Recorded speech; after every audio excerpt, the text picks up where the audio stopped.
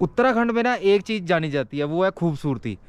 अगला जो सीन आपको दिखाने लगा हूं ना, वो लाइफ में आपने कभी नहीं देखा होगा। उसको देखने के लिए आपको प्लीज़ यहाँ पर आना ही पड़ेगा, और मेरी ख्वाहिश है आप आओ। और ये संगम देखो, ये देखो, मैं 12 किलोमीटर रुद्रप्रयाग से ऊपर खड़ा हूँ, तो ये सीन देखो, ये खूबसूरती।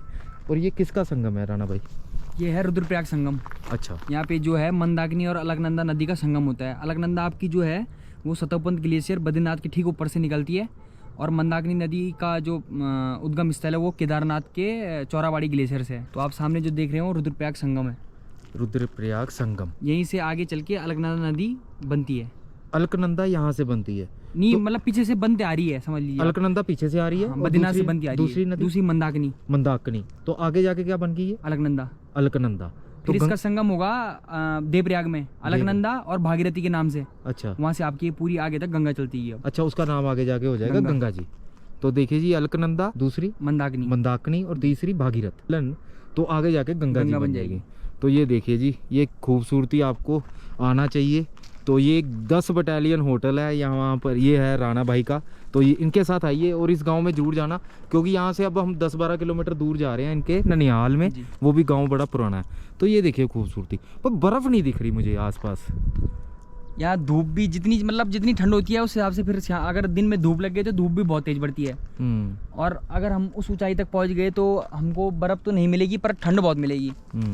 और ये सीज़न भी अब एंड होने वाला है, इधर से अब गर्मी शुरू होने वाली है, क्योंकि आपका जो फरवरी है वो एंड की तरफ है अब। तो इस साल बर्फ़ पड़ी ही नहीं? बिल्कुल नहीं, वहाँ बर्फ़ नहीं पड़ी इस बार, बिल्कुल नहीं पड़ी। ओले पड़े होंगे। बर्फ़ तब पड़ती है जैसे अगर ओले के बाद और लगातार बारिश लगी रही तब बर्फ़ पड़ सकती थी वहाँ। तो चलिए जी, ये रास्ते में, और ये हमारी ई-हॉक थार।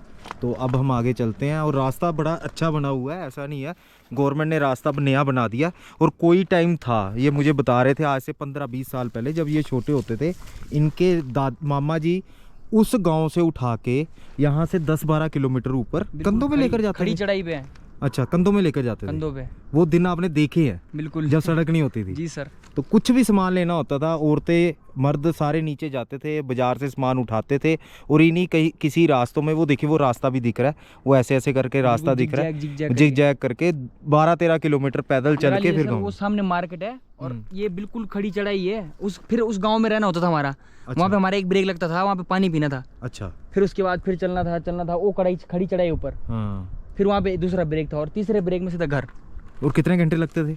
कम से कम हमें तो 4-4.5 घंटे लग जाते थे चढ़ने में। तो आप तो कंधे पे बैठे हो, तब भी थक जाते थे? नहीं, पर बाद में तो बड़े होते गए, फिर पैदल चलना शुरू किया, फिर तब तो आफत आ जाती थी भयंकर। मतलब अभी भी 4 घंटे में जा सकते हो अगर पैदल जाना हो? बहुत सारे जैसे होते शौकीन, जिनको गाड़ी का शौक नहीं है, वो पैदल लगे रहते हैं अभी भी रास्ते। हाँ, ट्रैकिंग करते जाते। बिल्कुल।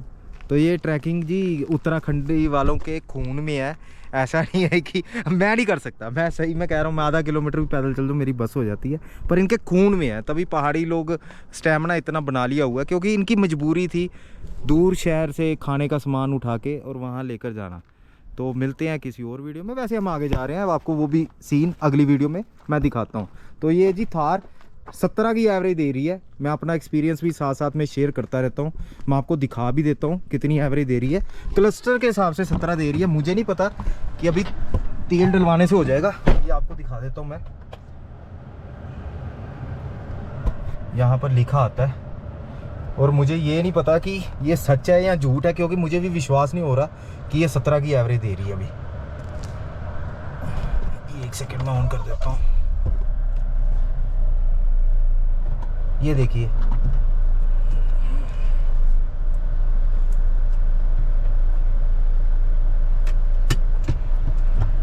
ये देखिए यहाँ पर लिखा हुआ है 16.9। तो ये 17 की एवरेज पहाड़ों में दे रही है, और रास्ता ऐसा है, कच्चा नहीं है, रास्ता बना हुआ है, लेकिन चढ़ाई काफ़ी है, तब भी ये एवरेज अच्छी दे रही है। तो ये मेरा एक्सपीरियंस है थार में, वो आपके साथ मैं रियल व्यू बताता रहूँगा।